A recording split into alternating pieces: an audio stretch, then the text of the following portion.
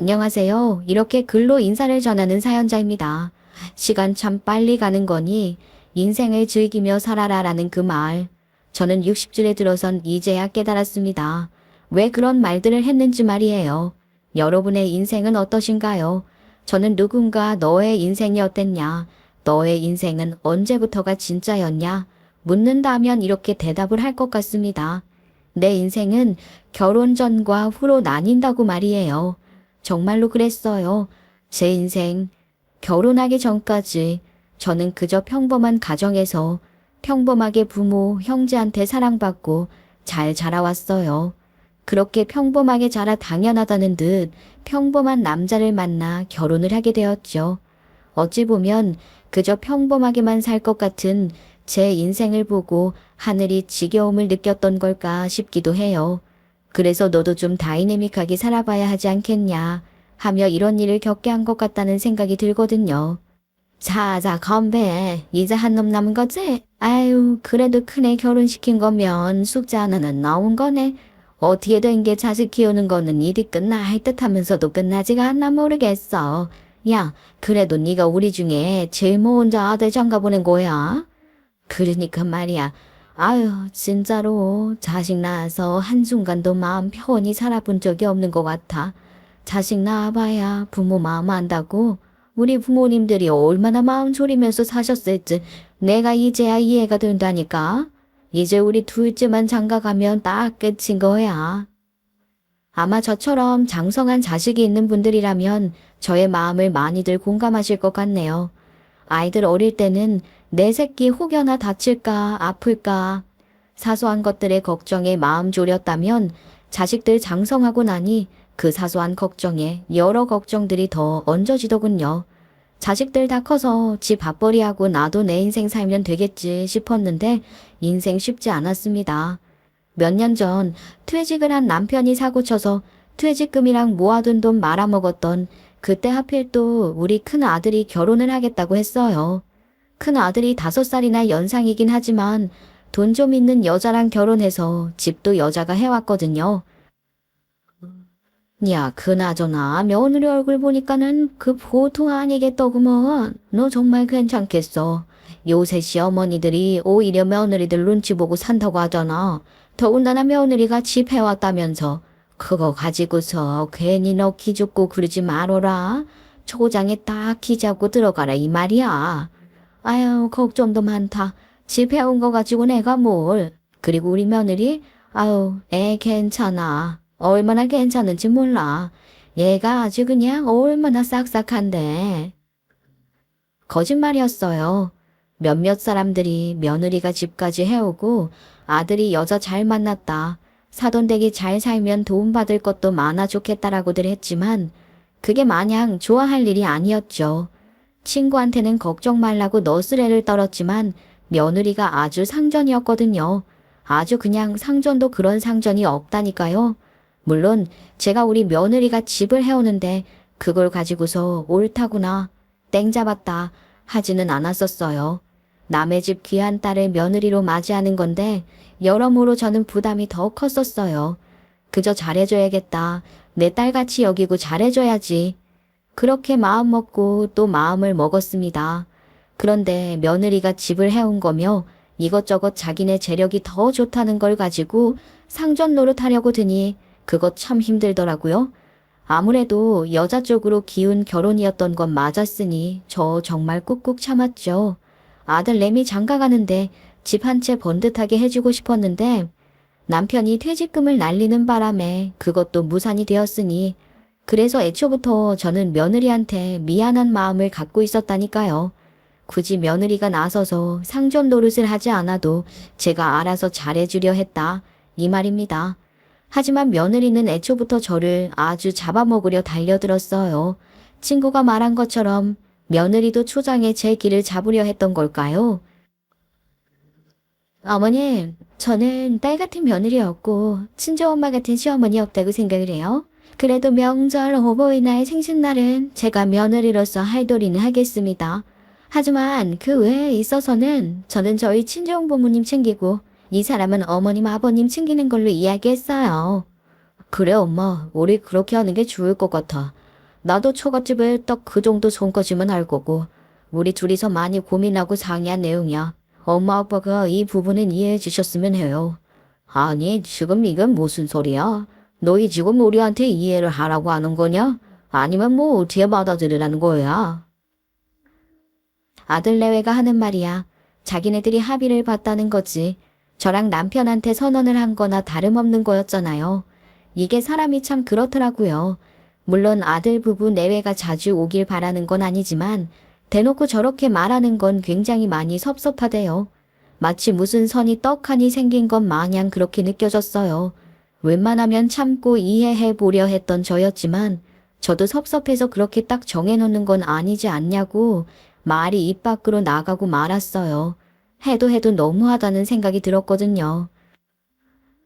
아니, 아가야, 네가 그렇게 말하기 전에 우리는 이미 너희 결혼시킬 때부터 시집살이 시킬 생각은 없었어.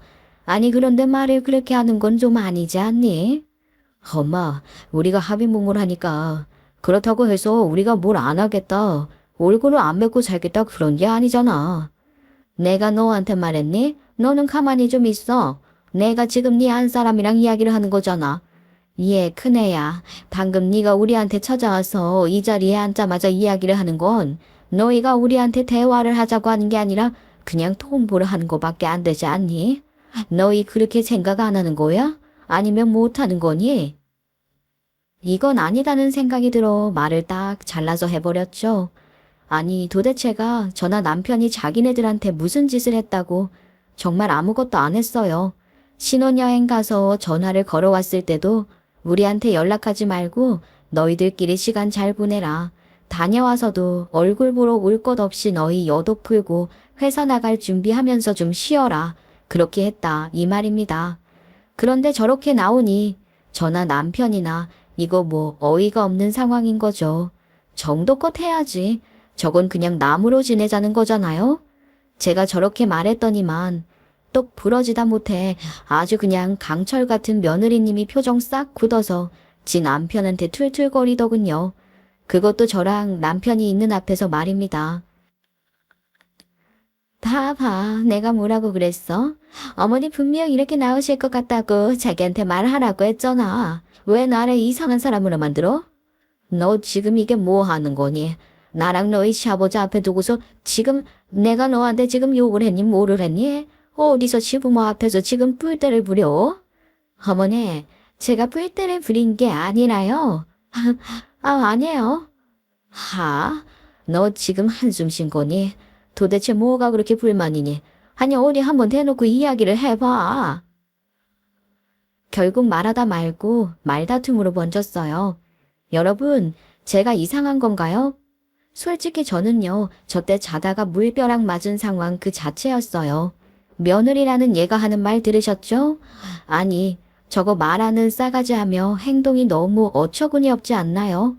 제가 통보를 하는 건 좀 아닌 것 같다고 말을 했더니만 아주 그냥 보란 듯이 지 남편한테 대놓고 저렇게 말하는 꼬락서니를 보세요. 제가 저게 좋게 보이겠냐 이 말입니다. 아주 그냥 제가 저때 아주 딱 느꼈다니까요. 내가 집에 사람을 잘못 들였구나 하고 말입니다. 그리고서 며느리라는 게 지가 말한 것들을 뭐 잘 지켰는 줄 아세요?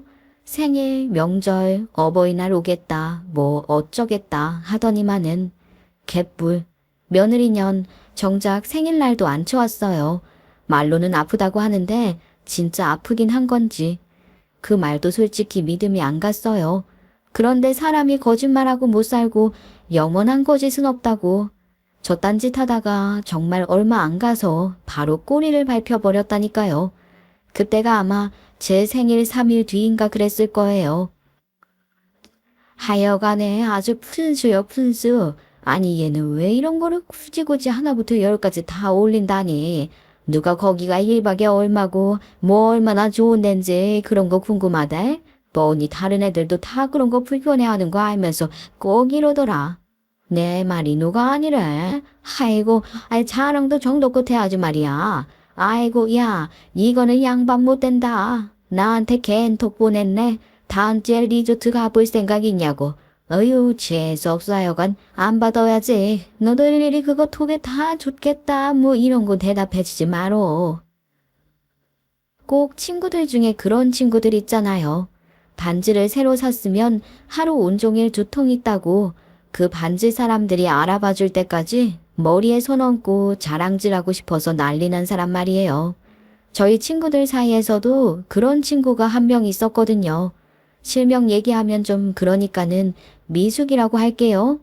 그 미숙이년이 하필 제 생일 얼마 지나지 않은 그때 단톡방에서 주말에 아들이랑 며느리랑 같이 리조트 갔다 왔다고 동영상이랑 사진 보여주는데 그거 아주 보는데 부러워 죽겠더라고요. 미숙이네는 저렇게 며느리들도 시어머니 살뜰히 모시는데 나는 내 생일 때도 며느리 아프다고 아들놈만 왔었다는 그게 얼마나 부럽기도 하고 짜증났는지 몰라요. 물론 며느리가 아프다고 하니 어쩔 수 없는 거지만 가족 전체가 단란하게 모여서 저렇게 리조트도 가고 하는 게 너무 부럽더라고요. 솔직히 아들만 둘인 저한테 처음 며느리 생기는 게 정말 의미가 컸거든요. 며느리를 부려먹어야지 이런 게 아니라 며느리랑 같이 쇼핑도 가보고 딸이랑 엄마가 할 수 있는 그런 것들을 같이 해보고 싶었어요. 어머머. 그런데 미숙이년이 리조트 왔다고 자랑질하는 그 영상을 보는데 뒤에 익숙한 얼굴이 지나가는 거 아니겠어요? 저는 설마 하면서 동영상을 다시 돌려봤죠. 몇 번을 다시 봐도 그 사람은 며느리였어요. 아유, 이거 봐봐. 이거 큰애 맞지? 내가 잘못 본 거 아니지 지금? 큰애 맞네. 아니 그런데 얘가 저기 왜 있는 거야? 애들이 놀러 갔을 때 당신한테 보낸 거야? 왜 나한테는 안 보냈대? 예전에 찍은 게 아니라 미숙이가 우리 단톡방에 올린 거야. 지 아들 내외랑 리조트 놀러 왔다고 영상 찍어서 보낸 거라고. 아이고 내가 못 산다. 뭐 아파? 뭐 어디가 아프대? 아니 아프다고 며칠을 알아누웠다는 며느리년이 왜 저기 있는 건가 싶었습니다.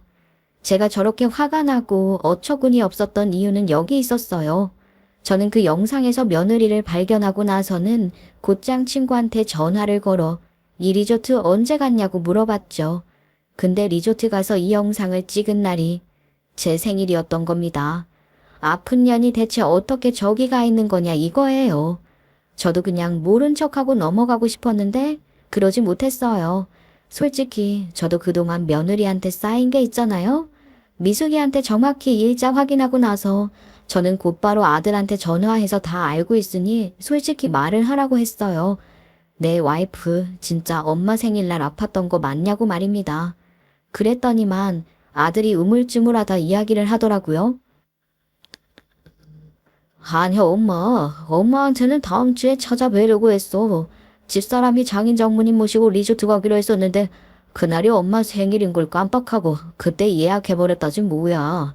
이미 예약해둔 건데 안 가면 손해잖아. 그래서 내가 그냥 가라고 한 거야. 저는 열이 받을 대로 받아왔던 터라 버럭 언성을 높였어요. 그렇게 오기 싫으면 오지 말지 거짓말까지 처하면서 놀러 가냐고 뭐라 했죠. 그렇잖아요. 차라리 솔직히 말을 하던가. 물론 서운할 수는 있겠지만 제가 거기다 대고 예약이고 나발이고 오늘 내 생일이니 당장 와라 이랬겠냐고요. 거짓말했다는 게 아주 괘씸했어요. 세상에 그런데 그걸 옆에서 며느리가 듣고 있었던 건지 며느리년이 전화를 받아서는 적반하장으로 굴더라니까요. 할머니 왜 또 꼬아들으세요? 뭐? 꼬아들어? 꼬아? 너 지금 나한테 뭐라고 그랬어? 다시 말해봐. 어른한테 뭐? 꼬아들으세요. 너 지금 그게 할 소리야? 네가 지금 나한테 그 말이 먼저 튀어나온 게 맞냐 이거야. 보세요. 지금도 제가 한 말 꼬아서 들으시잖아요. 어머님 생신 일부러 안 챙기려고 한 게 아니라고 네가 말씀드렸잖아요. 왜 못 믿으시고 가기 싫어서 그랬단 식으로 생각하세요? 대신 용돈 두둑하게 보내드렸잖아요. 어차피 어르신들 생일날 기대 아닌 게 용돈 받는 거 아니에요. 너 지금 뭐라고 그랬어? 너 도대체 뭘 어떻게 배워 먹었길래 이 난리야? 내가 너희 결혼할 때 집 하나 못 해준 게 이렇게까지 무시당할 일이냐 이 말이야. 됐다. 명절이고 뭐고 아예 오지 마. 나 너 같은 며느리 둔 적 없으니까 우리 서로 보지 말고 살자. 그래? 결국 며느리랑 저랑 사이가 엄청 안 좋아져서 심지어 명절날도 안 보게 되고 아들만 오게 되었어요. 명절날에 온 아들도 저는 아들 얼굴도 제대로 안 봤었습니다. 그 녀석도 아주 그냥 똑같이 느껴졌었거든요. 그렇게 큰며느리랑 된통 틀어지고 지지고 볶고한 게 큰아들 내외 결혼하고서 1년 동안 벌어진 일이었어요. 그렇게 우여곡절 일 다 겪고 큰아들 결혼하고 2년 지나고 나서 마침내 둘째까지 다 결혼시켰네요. 아주 속이 다 시원하더라고요. 환갑 넘어 둘째까지 모두 결혼까지 시키고 나니 그래도 나도 내 할 도리를 다 했다 뿌듯해하고 있었습니다. 인생에 주어진 정말 크나큰 숙제 하나를 딱 해결한 것 같았거든요. 그런데 그 해방감을 느끼는 것도 아주 잠시였죠. 저는 남편에게 청천벽력 같은 선언을 듣게 되었거든요. 내가 꿈을 너무 잘못 꿔서 그런가 봐. 내가 꿈을 너무 잘못 꿨어. 내가 그런 꿈을 괜히 꿔서는. 아니야. 왜 당신 꿈 때문이라고 생각해, 이 사람아. 아니, 그런 거 아니야. 당신 꿈 때문에 그런 게 어딨어. 당신 때문 아니야. 그럼 누구 때문인데? 이제 좀 둘 다 마음 편히 사나 했더니 이게 대체 무슨 일이냐고. 남편한테 청천벽력 같은 소식을 들었던 그날 안 그래도 꿈자리가 뒤숭숭했던 날이었어요. 꿈이 워낙에 찝찝하고 기분이 안 좋아서 그래서 일어나자마자 현관에 소금 뿌리고 그랬었거든요. 꿈에서 제가 물을 밟고 서 있는데 물이 새까매요. 그렇게 새까말 수가 없는 색이었죠. 그 물에서 벗어날 생각도 못하고 그저 내 발 아래에 있는 그 물이 너무 무서운데도 옷이 다 젖어드는데도 꼼짝 못하고 서 있다가 그러다 깼거든요. 눈을 떴는데 그게 영 그렇더라고요. 그런데 그 꿈이 확실히 저한테 신호를 준 것이 맞았던 거죠. 그 찜찜한 꿈을 꾼 날 어두운 얼굴로 남편과 아들이 들어왔던 겁니다. 건강검진 결과에서 이상이 있어서 남편과 아들이 같이 병원을 갔는데 남편이 말기암 판정을 받았다며 고백을 하더라고요. 아유, 내가 원래 좀 재수가 없었잖아. 퇴직금 날릴 때도 그러더니 내가 노년이 안 좋은가 봐. 그게 그렇게 남일 말하듯이 할 말이야? 정말 그렇대? 그 검사 결과 제대로 나온 거 맞더냐고? 당신이 뭘 잘못했다고 당신이 아파. 아니 어떻게 그럴 수가 있어. 엄마 진정해. 지금 제일 힘든 건 아빠잖아. 우리가 이러면 안 되는 거야. 그러니까 내 말이 이러면 안 되는 거잖아. 뭐 얼마나 나쁜 짓을 하고 살았다고 네 아빠가 말기암에 걸리냐 이 말이야. 그 말을 듣는데 뭘 어떻게 할 수가 없었어요. 드라마나 영화에서는 엉엉 울고불고 난리들이던데 현실에서는 그럴 수조차 없더군요. 암이라는 소식도 끔찍한데 그것도 말기암이라니 정말 눈앞이 캄캄해지질 뿐이었습니다. 당사자인 남편은 어땠겠어요. 남편은 말로는 해탈한 것처럼 말을 했다만 얼굴이 영 좋아 보이지 않았죠. 남편은 오히려 저와 달리 차분하게 말을 이어나갔어요. 남편은 늙어서 당신한테 짐이 되고 싶지 않다면서 저한테 이혼을 하자고 했죠. 이혼하자. 그게만 뭐한테. 안 그래도 내가 퇴직금이랑 모아둔 돈 날렸잖아.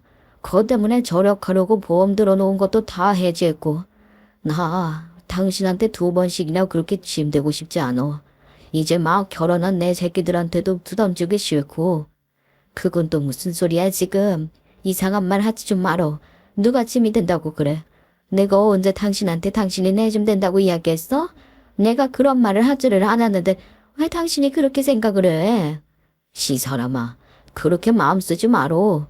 우리가 현실적으로 생각을 해야지. 어? 우리가 현실적으로 생각을 하자고. 현실적으로 생각을 하자는 남편의 말. 저 말을 듣는데 얼마나 가슴이 아렸는지 몰라요. 남편은 저한테도 자식들한테도 부담되고 싶지 않다면서 이혼을 하자고 이야기를 했습니다. 시부모님 2분 다 암으로 돌아가셨어서 아픈 가족을 돌보고 그 가족의 마지막을 지켜본다는 게 얼마나 힘든 일인지 저나 남편이나 알고 있는 상황이었으니까요. 그런 생각 때문에 이혼을 하자고 하는 남편의 그 말이 너무 마음이 아팠어요. 그깟 돈이 뭐라고 자기가 아픈 마당에 저런 말을 하는가, 그 속이 오죽하겠는가 싶기도 했으니까요. 남편은 쓸데없는 소리 하지 말라는 저의 말에도 제 부담이 너무 클 거라고 하면서 이혼을 하자는 말만 반복해서 했어요. 저한테 짐이 되고 싶지 않다면서 말입니다. 자기 죽기 전 마지막 소원이라면서 이혼해달라고 하대요. 혼자서 생을 마무리하고 싶다고, 마음 편하게 눈 감고 싶다고 말입니다. 아휴, 내 잘못이야. 내가 꿈에서라도 그 구정물을 어떻게든 다 해건했어야 했는데, 내가 그걸 밟지 말았어야 했는데, 다 내 잘못이야. 엄마, 그러지 마요. 아버지 먼저 생각해야지. 그제야 눈물이 나더군요. 남편의 생각은 절대 변하지 않을 거라는 걸 느꼈기에 눈물이 그제야 나기 시작했습니다. 눈물 콧물 뚝뚝 흘리면서 왜 이런 일 당신한테 생기냐고 울고 있는데, 그런데 그때 며느리가 찾아왔어요. 생전 안 보이던 며느리가 찾아오니 당황스러웠죠. 저한테 못 드릴 말씀이 있다고 찾아왔다면서 문을 좀 열어달라고 하대요. 그래서 일단 문을 열어줬습니다. 며느리는 울고 있는 제 얼굴을 보고 무슨 일이냐고 물어봤어요. 그래서 저는 울면서 얘기를 했죠. 내 시아버지가 암인데 그것도 말기암이라고 말입니다. 그런데 네 시아버지가 나보고 이혼하잔다. 자기 짐 되기 싫다고. 아휴, 이걸 어쩐다니. 말기암이요? 어머니, 그걸 지금 믿으시는 거예요? 너 정말 이럴 거냐? 네 시아버지가 암이라고? 말기암.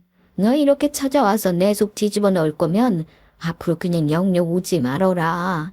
나중에 네 시아버지 돌아가시고 나 세상 떠나도 우리 장례식장에 발도 들이지 말어. 아니, 시아버지가 말기암이라는데 저 반응 봐봐요. 저게 말이 되는 겁니까? 저는 다짜고짜 찾아온 며느리의 변함없는 태도에 더더욱이 진절머리가 났어요. 그래서 그냥 할 말 있음 하고 가라고, 그리고서는 2번 다시 보지 말자고 했죠. 그러자 며느리는 제 말을 듣고는 기가 막혀 하면서 서류 한 장을 꺼냈어요.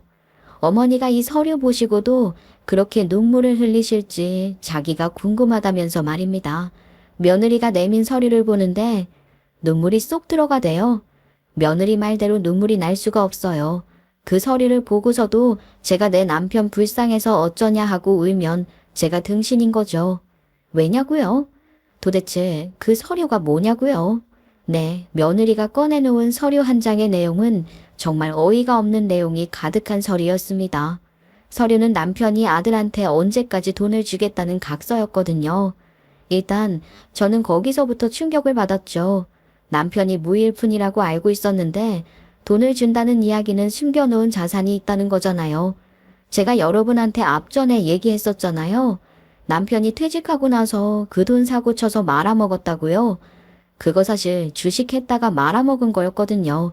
도무지 말도 안 되는 상황이었죠. 네, 어머니, 눈물 안 나시죠? 눈물 안 나실 줄 알았어요. 이렇게 하나부터 열까지 저 사람이랑 아버님이 어머님 뒤에서 뒤통수나 쳐댔는데 그 사실을 알고도 어머니가 눈물을 흘리시면 안 되는 거죠. 어머니, 아버님이 정말로 재산을 다 날렸을 거라고 생각하신 거예요? 너 지금 무슨 소리 하는 거야? 말을 좀 정확히 해. 나 지금 너랑 스무고개 할 정신 없으니까 너 말 정확히 해. 예, 이게 지금 뭐야? 어떻게 된 거야? 뭐긴요. 어머니랑 제가 어머니 남편, 제 남편한테 뒤통수 맞은 거죠. 당신이 말할래? 그래, 네가 감히 쪽팔리고 죄스러워서 말을 못해야지. 적어도 네가 너희 아빠랑 한 짓이 뭔 줄 알고 있어야지. 당신 지금 무슨 말 하는 거야? 며느리가 하는 말은 정말 하나부터 열까지, 처음부터 끝까지 죄다 충격적인 사건의 연속이었습니다. 며느리 말을 들어보니 남편은 주식으로 돈을 말아먹은 척한 거였어요. 말아먹기는커녕 오히려 주식으로 자산이 더 뛰었더군요. 남편이라는 놈, 자기 주식 대박 터지고 나니까 돈이 아까웠나 봐요. 퇴직한 돈으로 불린 자기 재산을 저랑 같이 쓰기 아깝다고 생각한 것이었죠. 며느리의 말이 길어지면 길어질수록 남편과 아들의 얼굴은 사색이 되어 갔어요. 며느리는 사색이 된 제 아들과 제 남편을 빤히 바라보며 물었어요. 맞죠, 아버님? 아버님이 그렇게 믿는 큰아들한테 다 말씀해 주셨잖아요. 아버님 큰아들은 또 등신같이 저한테 숨기려고도 안 했거든요. 제 앞에서 아무렇지 않게 아버님이랑 스피커폰으로 통화도 하고. 네 안사람 앞에서 다 통화하고야? 에라이 등신 같은 놈아. 너랑 나 둘만 알아야 하는 일인데 그거를 왜? 아유 이 등신 같은 놈. 이 모자란 놈아. 아이 아파요. 이 사람 어차피 엄마랑 사이도 안 좋으니까. 그래서 당연히 입 다물고 있을 거라고 생각한 거죠. 나라고 이 사람이 이럴 줄 알았겠냐고요. 내가 너랑 같은 수준일 거라고 생각을 한 거야? 와, 아버님 말씀대로 이 자식 이거 등신 맞네요. 아버님 아들이 이렇게 등신같이 구는데 그런데 어떻게 제가 모를 수 있겠어요. 어머니, 아버님이 말기암이요? 말기암에 걸린 사람이 동남아 가서 어린 여자 끼고 살 생각을 해요?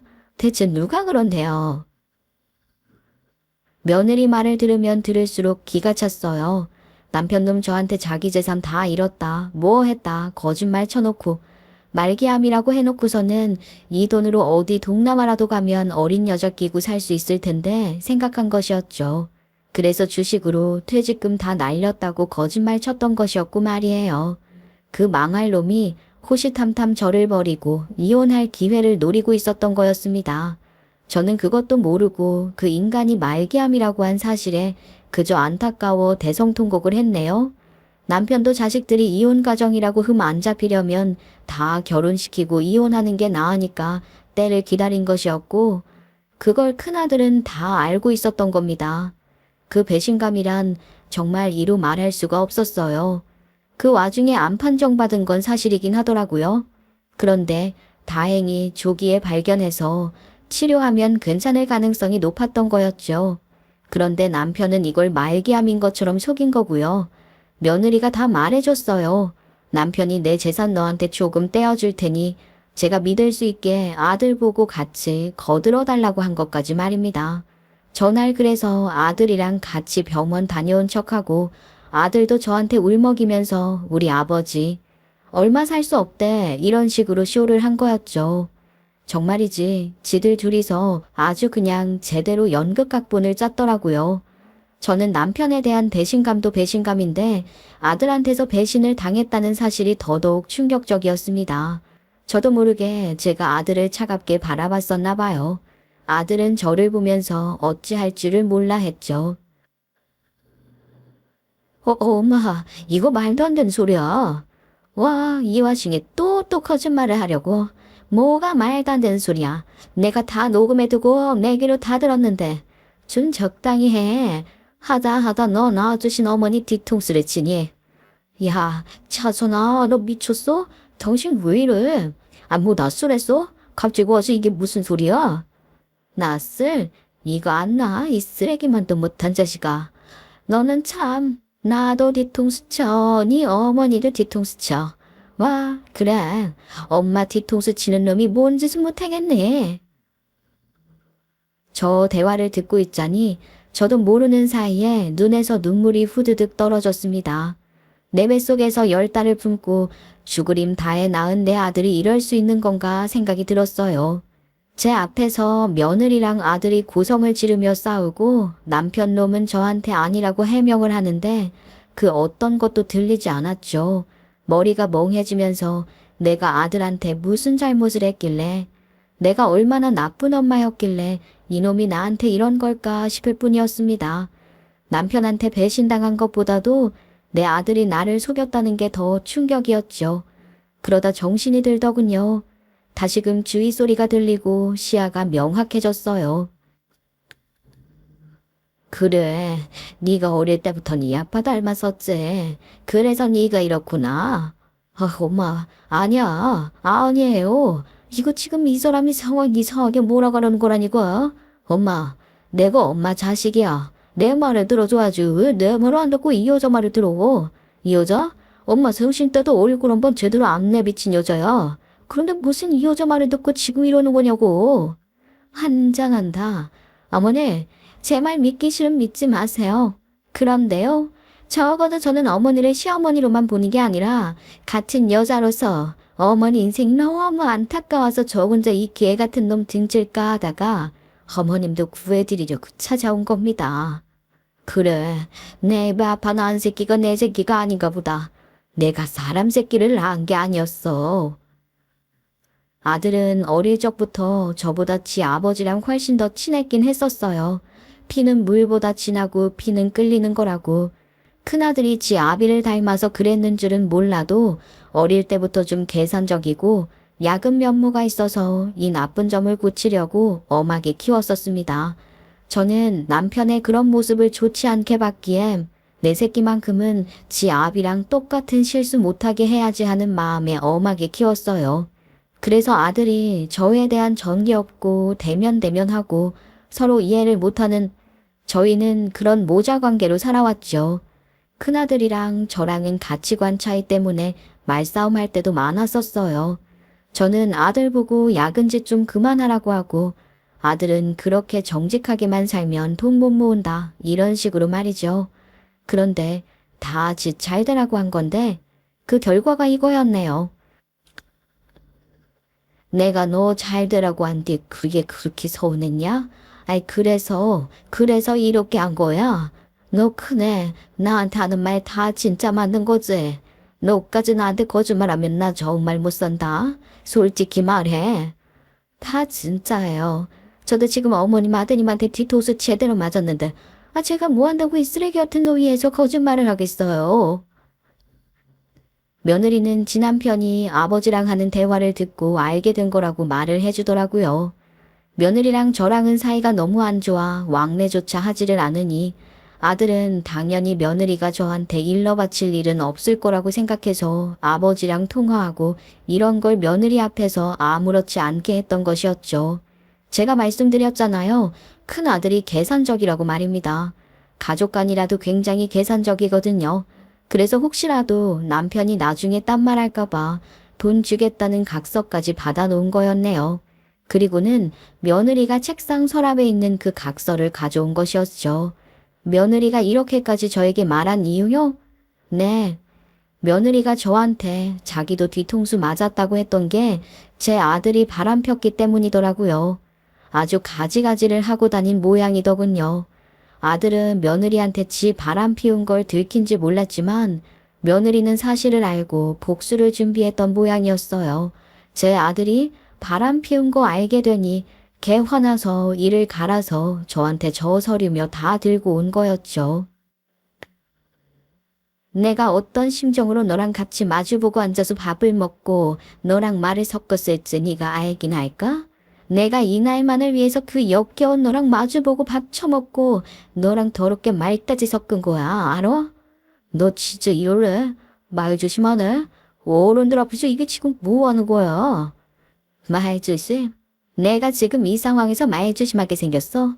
너 도대체 뭘 그렇게 잘했다고 여기서 큰 소리야, 큰 소리는. 내가 다시 들려줘? 여기서 다 까발려 보자, 그래.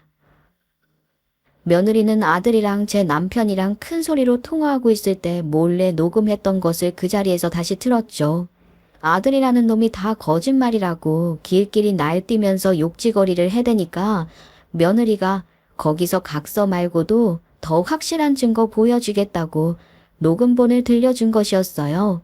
그렇게 증거가 명확한데도 뻔뻔한 남편과 그 유전자를 그대로 물려받은 아들은 끝까지 아니라고 부정하면서 길길이 날뛰고 저 각서도 조작한 거고 녹음한 것도 조작한 거라는 식으로 억지로 우겨댔습니다. 바람 피운 것도 며느리가 뭔가 착각하고 있는 거라고 말이죠. 내가 안 그래도 저 여자 외부증 때문에 질려버려서 부부 상담을 받든 이혼을 하려고 했었어. 너 진짜 이럴래? 야, 너 그렇게 엄한 사람 의심하고 들들보는 거 그거 병이야. 고쳐야 해. 아, 그렇구나. 내가 의부증이었구나. 나는 왜 몰랐을까? 내가 의부증이 있어서 다른 여자한테 눈길조차 주기 싫다는 너를 룸사롱에 끌어다 앉혀놓고 네 조카뻘 되는 애랑 여보 오자기 하면서 연락하고 여행도 다니라고 했구나. 너는 그럼 내 장단에 맞춘 거야? 말을 해봐. 아들은 자기 아내를 년이라고 칭하면서 전년 원래 의처증이 있었다는 식으로 제 앞에서 변명을 해댔습니다. 하지만 며느리는 눈 하나 깜짝 안 하고 더더욱 당당한 태도로 나왔죠. 사람이 극한으로 화가 나면 확 차분해진다고.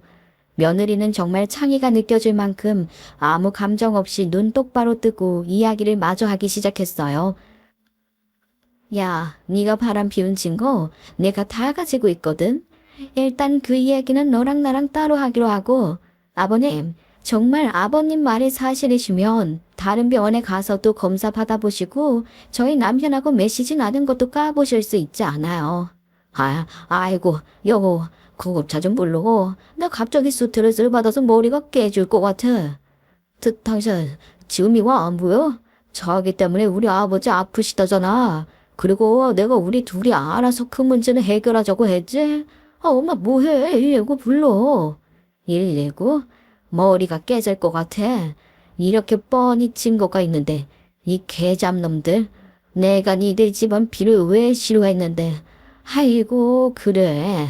이왕 아픈 대가리 내가 아주 제대로 깨주마. 저도 말도 안 되는 개소리 떠들어대는 거 듣다가 제대로 눈이 돌았죠. 저도 저한테서 어떻게 그렇게 괴력이 나왔던 건지 지금도 이해 안 가고 신기할 따름이에요. 그 당시 저는 어디 한번 갈 때까지 가보자고 외친 뒤에 제 양손으로 남편, 아들 머리차에 잡고 사정없이 흔들어 버렸거든요.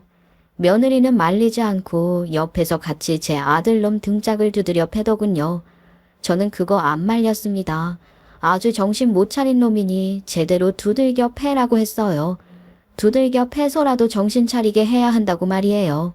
그 와중에 남편이라는 인간, 자기가 말기암인데 아픈 사람 붙잡고 이렇게 하는 거, 이거 살인미수라고 저한테 눈 부릅뜨고 성질을 내더군요. 그 말을 듣고 제가 가만히 있어요. 당장에 그 망할 인간 멱살 잡고 끌어당겼습니다. 제 코앞에 가까이 그 면상 잡아 끌어서 소리쳤어요. 말기암? 그래, 큰애 말대로 병원 가서 머리부터 발끝까지 싹 다 검사해 보자고. 네가 말기암 맞으면 내가 깜빵에 들어가든 다 할 테니까. 얘 큰애야, 이거 찍어라. 내가 이 망할 놈 이거 머리채 뜯는 거 찍어. 대단하신 말기암 환자 내가 두들겨 패는 거 나중에 깜빵에 넣을 때 쓰게 찍어. 이 여자가 왜 이래 모르주고. 이거 안 와. 이거 놔. 이 옷들이 미쳐도 단단히 미쳐네. 이게 지금 뭐 하는 짓들이야? 이거 안 와? 미쳐? 그래 미쳤다 미쳤어. 너 오늘 한번 나랑 끝까지 가보자고.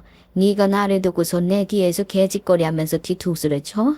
그렇게 돈이 아까워서 멀쩡한 집안 재줄 수 있는 거를 안 해줘서 네 아들놈 처가에서 눈치 보게 만들고 나를 죄인으로 만들었냐? 네가 그러고도 인간이야. 말은 바로 해.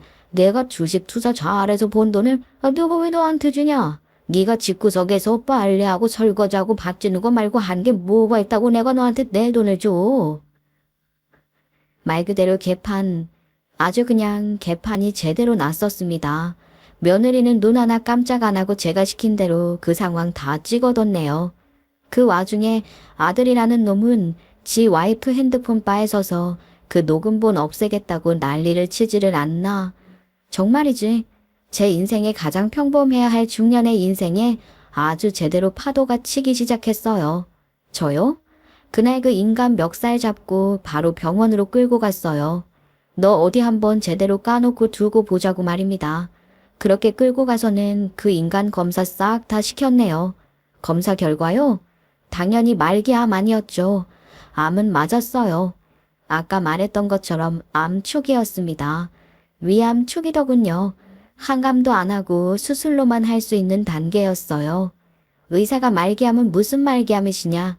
그런 말을 하니까 남편 놈이 말을 바꾸대요. 나는 이 암이라는 거 자체가 청천벽력같이 느껴졌어. 당신도 알잖아. 우리 어머니 아버지 두 분 다 암으로 돌아가시는 거 내가 얼마나 힘들게 생각했었는지 다 당신이 옆에서 봐서 다 알잖아. 여보, 나는 이 암 초기라는 게 나한테는 심적으로 말기암처럼 느껴졌었다. 그렇게 당신한테 말을 한 거야. 당신 위에 암이 있는 게 아니라 머리에 암이 생긴 거 아니야. 당신이 지금 하는 말이 말 같다고 생각을 해서 나한테 지금 짓거리는 거지. 너는 인간 아니다. 너는 인간이 아니야. 내 배 아빠 낳은 내 자식 새끼도 인간 아니고 내가 한 평생을 내 남편이라고 믿고 산 너도 인간 아니야. 이 사람아, 목소리 안 낮춰? 어디서 큰 소리야? 동네 망신 다 당할 일 있어. 동네 망신? 동네 망신이 왜? 이미 며느리 앞에서 그렇게 개망신을 당하고 개짓거리를 다 했는데 뭐를? 이왕 망신 당하는 김에 다 늙은 마당에 이혼하자. 아주 좋네. 이혼하자고. 하나부터 열까지 진실이 하나 없고 전 뒤집듯이 말을 저렇게 뒤엎어버리는 저런 인간을 제가 어떻게 믿고 살겠습니까? 어떻게 믿고 노년을 살아갈 수가 있겠어요? 저는 바로 이혼을 하기로 마음을 먹었어요. 자식이고 남편이고 아주 정이 뚝 떨어지더군요. 그건 며느리도 마찬가지 아니었겠어요. 며느리 역시 제 큰 아들과 이혼을 준비했습니다. 참 개망신도 이런 망신이 없죠. 아들이랑 아비가 똑같이 이혼을 하다니 말입니다. 말 그대로예요. 모든 진실이 드러난 순간 제 아들은 이혼당했고 제 남편이라는 그 개 같은 놈도 저한테 이혼을 당해버렸어요. 이혼 사유도 얼마나 쪽팔리는 건지 몰라요. 아들놈은 불륜해. 아비라는 놈은 조강지 저한테 거짓말이나 해서 재산 빼돌리려 하고 참내 제가 살다 아들 내외랑 같이 이혼하러 법원 갈 거라고 생각도 못했습니다. 여러분도 듣도 보다 못하신 일 아닌가요? 정말이지. 사람이 모른다고? 저는 제 인생에서 이런 일이 벌어질 거라고는 생각도 못했습니다. 이런 일 생겼다고 해서 절대로 어머니 인생이 잘못된 거라고 어머니가 잘못해서 이런 일 벌어진 거라고 생각하시면 안 돼요. 저는 그게 가장 염려가 되네요. 절대로 어머님이 잘못해서 이런 일 생긴 거 아니에요. 알지, 다 알아. 내 잘못 아닌 거. 그런데 내 자식놈이 내 뒤에서 내 뒤통수 치료했던 거는 그건 아무래도 시간이 좀 걸릴 것 같다. 그래도 네 덕에 내가 다 알았지 뭐. 그 사람이 그런 것도 어머님 잘못 아니니까 정말 그렇게 생각하지 마세요. 어머니, 그리고 저희가 사이가 안 좋았던 건 사실이잖아요. 그렇지만 지난번에 제가 말씀드렸던 것처럼 같은 여자로서 저는 어머니를 바라본 거예요. 이제는 전 며느리가 된 그 아이는 저한테 참 담담하게 이런 말을 해주었어요. 어머니와 내가 고부관계로서는 사이가 안 좋았지만 그래도 같은 여자로서 쓰레기 같은 남자 만난 동병상련의 감정을 느낀다고 좋은 변호사 필요하면 도와드리겠다고 말입니다. 참 희한하죠. 비로소 그때가 되어서야 저는 전 며느리랑 허심탄회하게 서로 이야기를 나눌 수 있게 되었던 거예요. 그때야 진실을 알게 되었죠. 전 며느리가 저를 더 안 좋게 생각했던 건 남편의 이간질 때문이었다는 걸 말입니다. 제 아들의 이간질 말이에요. 글쎄 그 녀석이 거짓말을 했더군요. 우리 엄마 돈 엄청 밝힌다. 이런 말을 해대면서 말입니다. 그러니 전 며느리 입장에서 결혼을 할 때 제가 좋게 보였겠어요. 좋게 보일 리가 없었던 거예요. 저한테 그랬어요. 집을 제가 해가는 것도 어머니가 돈 있으신데 예부로 암 내주시는 거라고. 당신 아들 귀한데 장가 보내는 마당에 집까지 해야 했냐고 하셨다고요. 그래도 결혼 못하는 것보다 이게 낫지 않겠냐고 하더라고요. 저도 미쳤죠. 그런 인간 뭐가 좋다고. 결혼하고 싶어서 그냥 꼭 참고한 거였어요. 그 인간이 가운데서 생쇼를 것도 모르고요. 아이고 두야. 그러면 왜 나한테 물어볼 생각을 안 했던 거냐. 내가 아는 네 성격이면 너 나한테 물어보고도 남았을 텐데.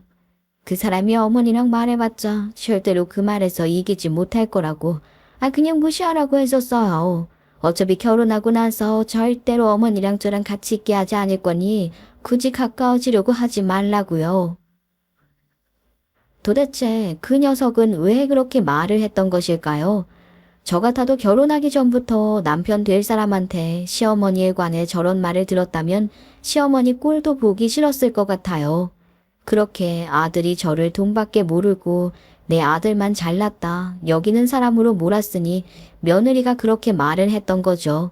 그래서 생일날 어차피 용돈 바라는 거 아니냐고 빚고 왔던 그 말이에요. 당연히 그렇게 말이 나왔을 거라고 그제야 생각이 들고 며느리의 행동이 이해가 되었죠. 어찌 보면 그것은 며느리의 행동이 아니라 며느리가 아들의 행동에 의해 조종되었다 생각이 들었습니다. 그제야 서로 간의 오해가 풀린 저와 전 며느리는 진짜 서로를 알고 서로 이야기를 할 수 있게 되었던 거예요. 그러니까 저한테 다 물어보시고 도움 필요하다고 느끼시는 거 다 말씀해 주세요. 제가 약속드렸잖아요. 이 부분에 있어서는 며느리와 시어머니 관계가 아니라 정말 같은 여자 대 여자로서 도움드리고 싶다고요. 전 며느리는 저에게 절대 합의 이혼해주지 말고 소송 걸어서 재산 분할 제대로 받아먹으라고 했었어요. 아무래도 제가 잘 모르고 어찌해야 할지를 몰라 하니 이혼 전문 변호사랑 얘기할 때도 같이 해줬고요. 그렇게 이제는 남이 된 전 며느리 덕에 저는 재산 분할 톡톡히 해서 제 목 다 챙겼습니다. 큰아들 놈은 돈 있는 며느리한테 이혼당했으니 완전 나가리 되어버렸고 남편은 저한테 재산 뺏긴 게 너무 아까워서 그 손해를 만회해보려고 무리하게 주식과 투자를 하다가 오히려 있던 재산도 다 날려버렸다고 들었네요. 그 소식은 지 개털되었다고 엄마가 나 좀 거둬달라고 찾아온 큰아들 놈한테 들었고요. 저는 저를 찾아온 큰아들 놈한테 소금 한 바가지 끼얹고 꺼지라고 했습니다. 2번 다시 보지 말자고 하고서 말이에요. 내 배 아파 낳은 자식한테 어찌 그리 할 수 있냐고 하실 수도 있겠지만 글쎄요. 이건 겪어본 사람만 알지 않을까 싶어요. 아들이 돈에 의해 나를 배신하고 등졌을 때 그 사실을 알게 된 순간 이미 제 세상은 무너져 버렸거든요. 졸지의 큰아들은 없는 자식이 되었으니 말입니다. 지금 저는 비로소 제 인생을 찾아 살아가고 있어요. 여행도 가보고 진취적으로 살아가고 있다 이 말이죠. 남편 놈이요. 그 인간 결혼한 자식들한테 얹혀 살려고 갔다가 둘째가 엄마한테 배신하려 한 아빠 싫다고 밀어내서 지금 혼자 원룸에서 살아요. 둘째가 그것만 해줄 거라고 하고서 딱 원룸 구해줬다더라고요. 다 지 팔자 지가 꼰 거죠. 그렇지 않나요? 여러분은 오늘 제 이야기 듣고서 저같이 나이 먹어서 뒤늦게 그런 놈 거르지 말고 미리미리 걸러요. 아시겠죠? 싹이 보이면 바로 걸러버리세요. 자식보다도 남편보다도 소중한 게 내 인생이니까요. 그럼 여러분 오늘 제 이야기에 귀 기울여 주셔서 감사드려요. 절대로 제가 한 말 잊으시면 안 돼요.